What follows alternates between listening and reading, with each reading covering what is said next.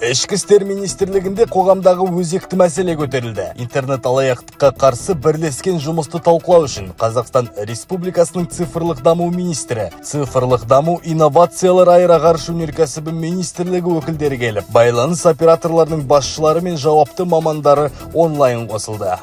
Рассматриваемая сегодня тема весьма актуальная и находится на контроле у главы государства.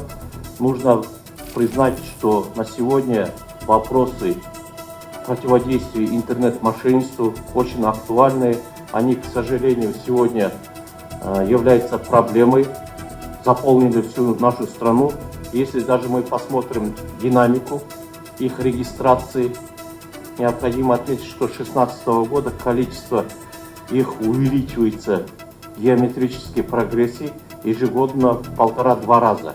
Если в 2016 году их количество зарегистрированных комитетов по правовой статистике составляло только 1000 преступлений, то в прошлом году уже их составило 21 тысяча.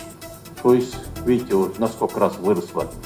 Необходимо отметить, на сегодняшний день, в текущем году, уже совершены более 11 тысяч преступлений. В прошлом году за весь год 13 500 преступлений. На это повлияло распространение в период пандемии ограничительных мер, практики дистанционных покупок и переводов.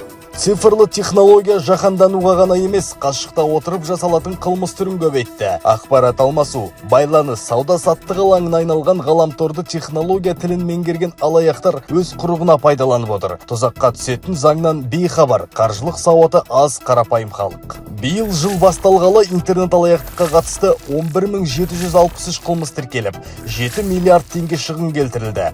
571 қылмыскер, 17 ұйымдасқан топ ұсталды. Кез келген интернет ресурсқа тіркеліп, жеке деректерді енгізу қақпанға өзі барып түсумен тең. Алаяқтарының арбау тәсілі де түрі де көбейді, деді криминалды полиция департаментінің басшысы. Оның ішінде өздерін банк немесе құқық қорғау органы қызметкерлері ретінде таныстырып, ауыстырмалы нөмірден қоңырау шалатын алаяқтық артып тұр. Оларға тосқауыл шараларын цифрлық даму министрлігі де жан-жақты жүзеге асырмақшы. Біз өз тарапымыздан байланыс операторларымен бірлесіп, осы 2 айдың ішінде осы мәселелердің шешу жолдарын қарастырып, талқылап, нақты шешімдерге қол жеткіздік. Қазіргі кезде байланыс операторлары, яғни Kcell, Cartel, Mobile Telecom сервис, яғни Теле2, телекоммуникация операторларының арасында телекоммуникация желілерінде рұқсат етілмеген қызметті, оның ішінде алаяқтық әрекеттерді болдырмау бойынша ынтымақтастық туралы келісімге қол қойылды. Дегенмен нөмірді тіркеуді қатаңдату қажет дейді ұялы байланыс операторларының басшылары. Олар миллиондаған жалған қоңырауларды бұғаттағанымен мәселе оңтайлы ортақ механизмді қажет етеді.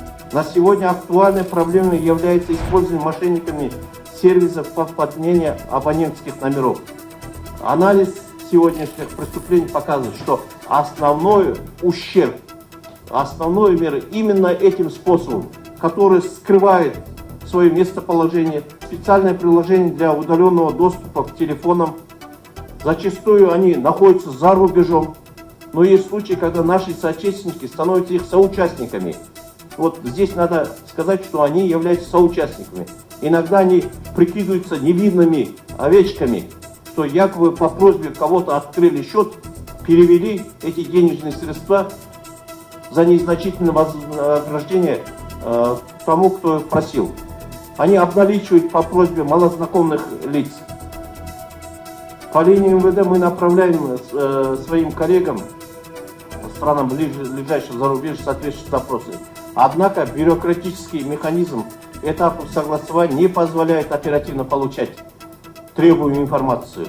Данный вопрос я планирую поднять на предстоящем, вот буквально через месяц будет заседание Совета министров внутренних дел государств-участников СНГ. И там мы как раз этот вопрос поднимем. И у нас есть конкретные предложения, каким образом мы должны оперативно эти вопросы рассматривать, оказывать друг другу помощь. Ішкі істер министрлігі интернет алаяқтыққа тосқауыл қоюды қатаң бақылауға алып отыр. Тәртіп сақшылары жиын барысында SMS хабарлама арқылы қысқа мәтінді ескерту ақпараттарын тарату қажеттігін айтты. Оған барлық байланыс жүйесі атсалысу керек. Ең бастысы қылмыстың алдын алу қажет. Ол үшін халықты ақпараттандыру, түсіндіру жұмысын күшейту қажет.